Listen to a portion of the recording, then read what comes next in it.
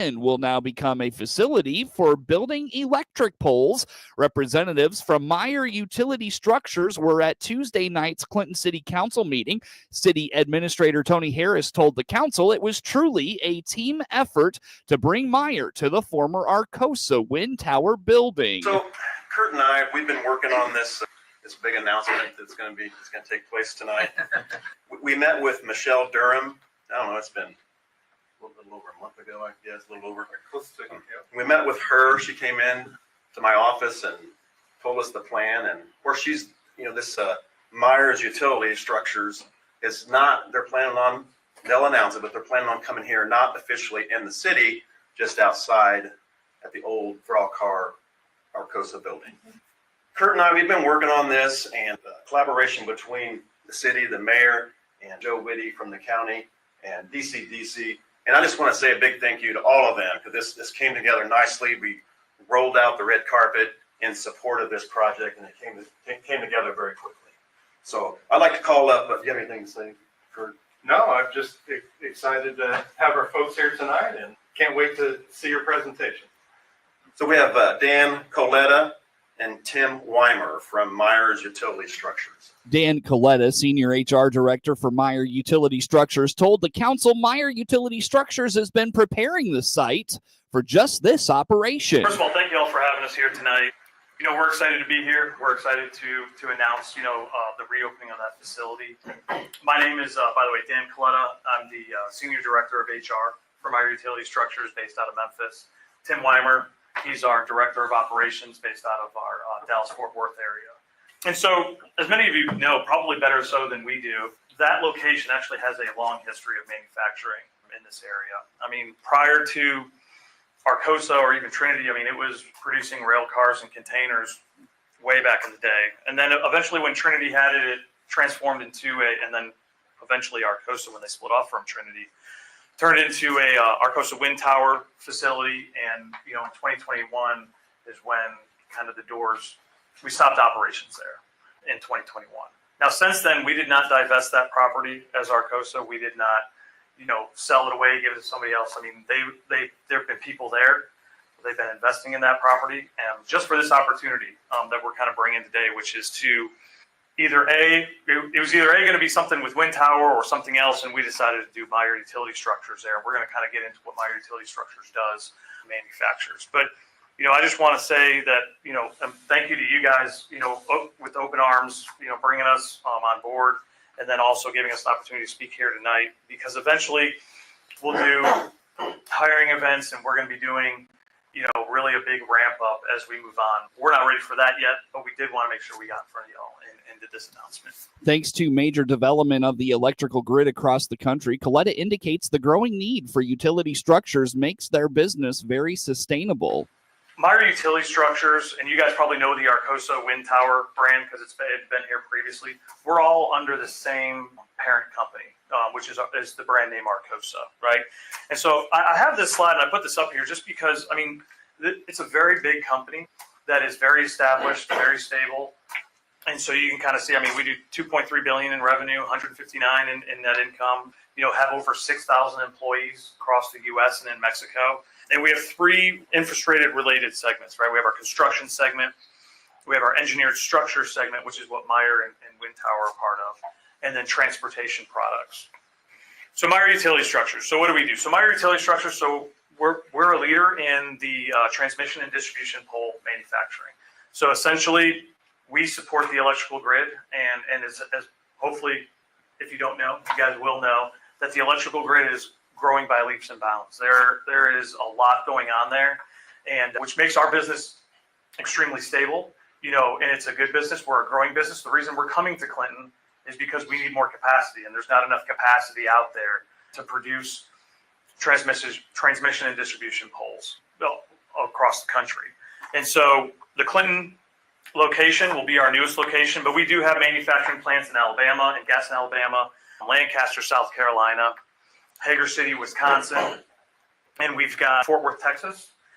And then we also have our Mexico facilities, and we also do concrete poles in addition to our steel poles in Bay Minette, Alabama, and in southern Florida, in Fort Pierce. Coletta indicates the structure offered by Meyer ranged from types and heights. He expressed his excitement of Meyer coming to Clinton. A local law enforcement official is taking time to remind seniors of how to stay safe physically and financially. DeWitt County Sheriff Mike Walker will be presenting at this week's TRIAD Senior Academy in Clinton on the importance of being mindful of scams that continue to impact seniors across the country. I've been involved with it for quite a while, and the big thing is starting Wednesday, is we will be having our Senior Academy for the next 3 Wednesdays. So the 8th, the 15th, and 22nd.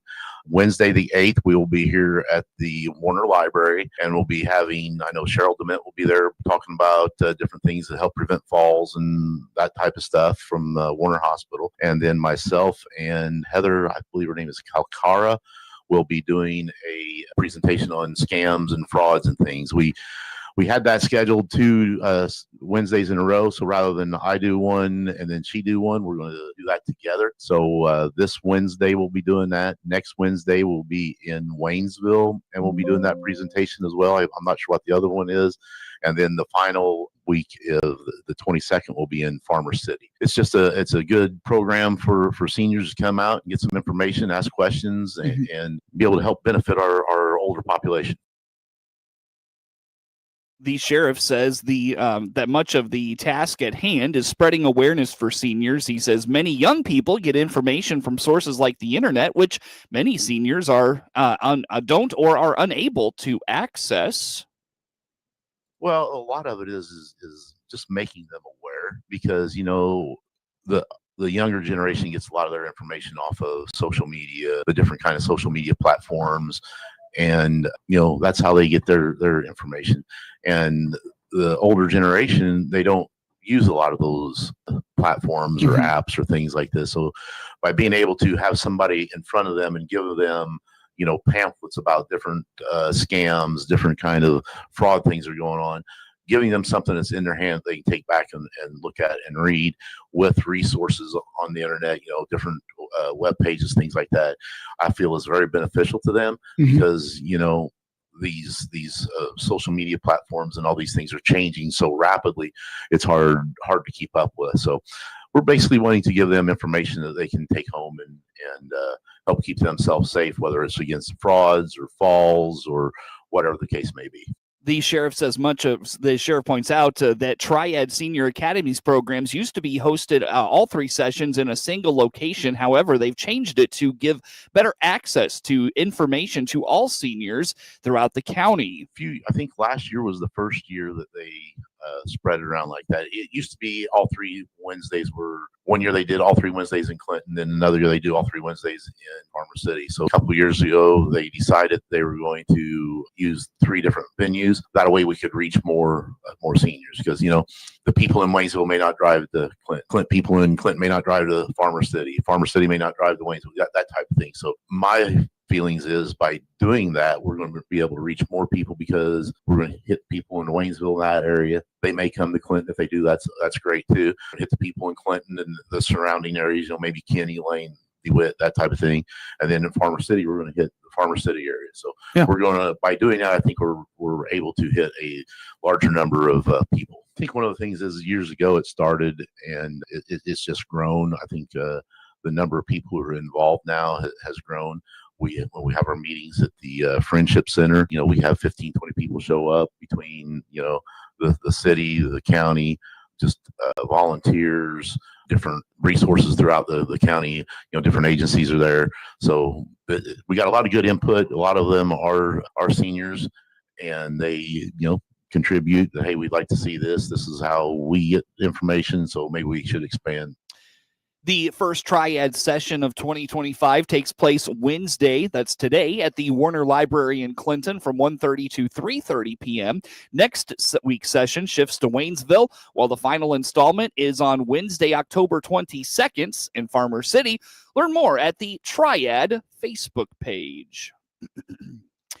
A high-volume intersection in Farmer City will be repaved thanks to a grant from the state of Illinois. On the WHOW Morning Show Tuesday, city manager for the city of Farmer City, Taylor Baxter, told the Hart Media Group a grant for roughly $750,000 was highly competitive and was very excited Friday afternoon when he received the notice that they would be receiving funding. IDOT, Illinois Department of Transportation, announced they call it the LPF. I think it's called Local Program Funding, but they have a grant that was announced, and there was 1,900 total applicants that applied for this funding. I think there's about $400 million that was going to be allocated. It totaled $5 billion in total projects that, again, the people that applied for it. 223 were selected, and Farmer City was one of the 223. So only 11% of the total projects were picked, and Farmer City was one of them.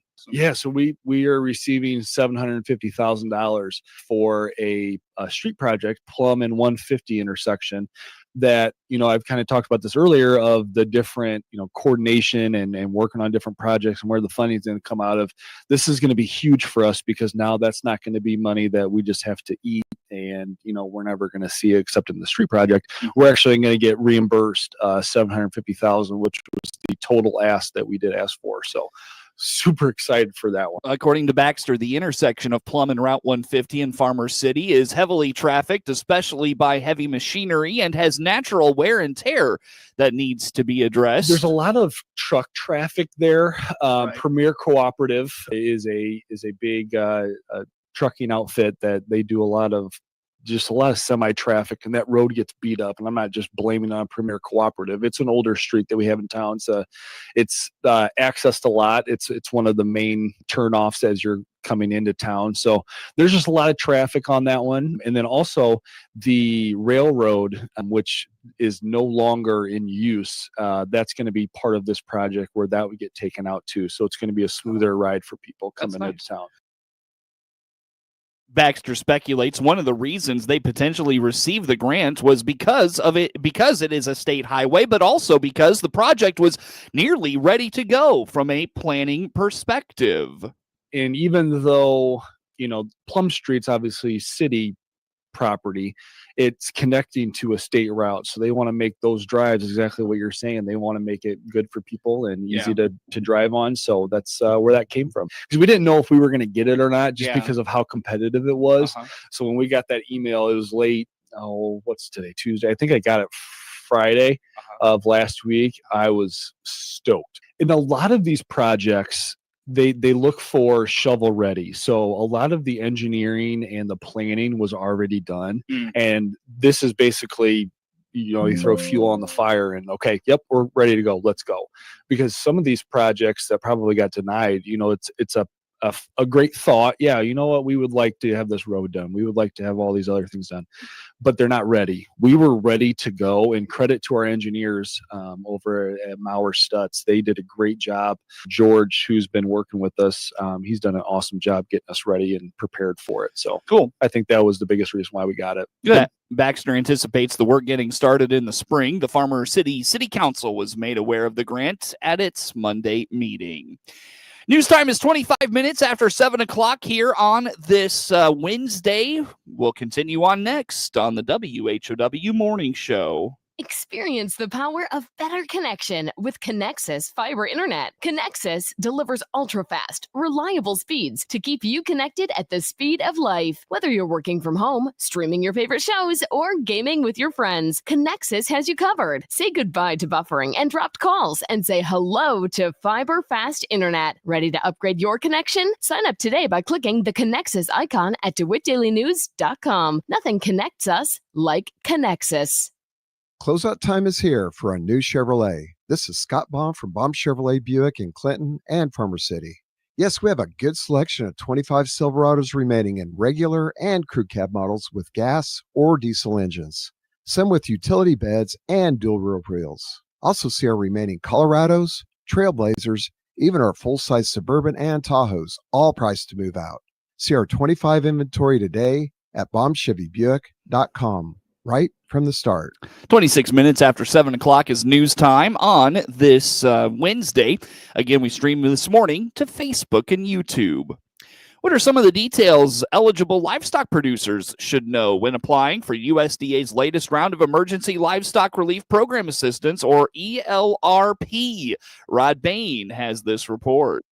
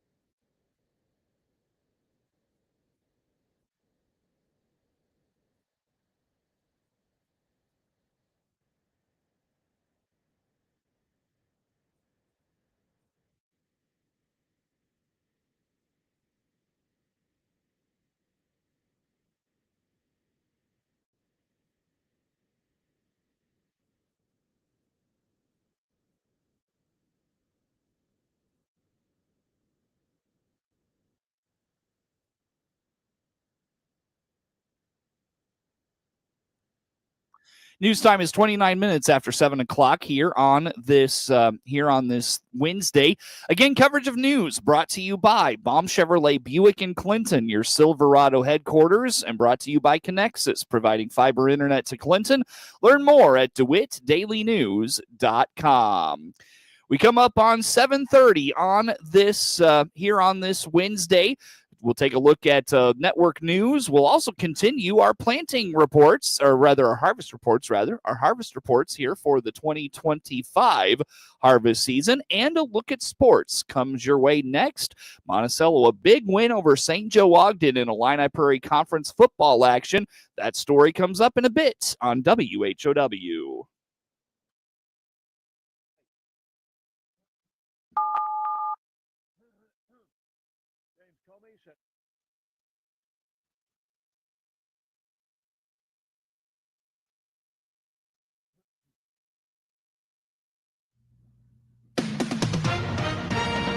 With SRN News, I'm Rich Thomason in Washington. Roughly 200 Texas National Guard troops hit the streets of Chicago today to protect federal personnel and property. The city of Chicago and the state of Illinois fighting the troop deployment in court. President Trump is offering no assurance of back pay for furloughed federal employees once the government shutdown, now in its 8th day, is finally over. As of now, no end in sight. Former FBI Director James Comey has a court date today in Alexandria, Virginia. He'll be arraigned on charges of lying to Congress 5 years ago about leaks to the media. The National Hurricane Center says Tropical Storm Jerry has strengthened in the Atlantic. WHOW Combine Reports brought to you by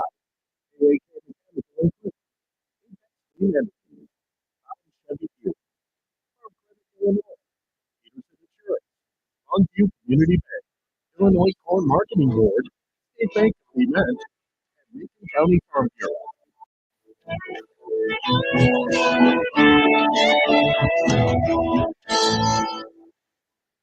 Sam's here, Vice President at Longview Community Bank in Clinton. Everyone has something they do best. At Longview Community Bank, our roots run deep. We invest in our local communities, from first homes to small business dreams, acres of crops, or pastures of livestock to put food on our tables. We provide the loans that help our farmers, friends, and neighbors grow and thrive. Invest in your community bank, Longview. Click our icon at DeWittDailyNews.com. Remember FDIC. Apex Clean Energy is an American veteran-led energy company harvesting the wind across the country. Your projects have received broad support from local farmers and landowners, and participation is 100% voluntary. Landowners who choose to host wind energy on their land will receive decades of steady revenue, and communities receive local property taxes to fund our schools, roads, first responders, and more. Let's harness the wind and leave a legacy for generations to come. To learn more, go to apexcleanenergy.com/landowners. Some say that we push the land past its breaking point. But we know that healthier soil helps grow healthier food. Our soil health initiatives are a win for families and farmers. Using no-till or strip-till, minimizing our application of nutrients, and maximizing precision ag techniques protects the land and the food on your table. Learn how the Illinois Corn Checkoff builds understanding of agriculture at www.ilcorn.org. I'm Reed Kamai. In this report, we hear from Matt Bennett, who farms in Shelby County and whom I interviewed on September 19th. Going back to earlier in the season, once you got the crop in the ground, what challenges, if any, did you have in nurturing it as this went on? You know, to be honest, we got in a little later than what we wanted to do, you know, but ultimately we got in a little later, and what we did was we got dry there in June, and that's not a bad thing at all. So all of our crops were able to get good and rooted down.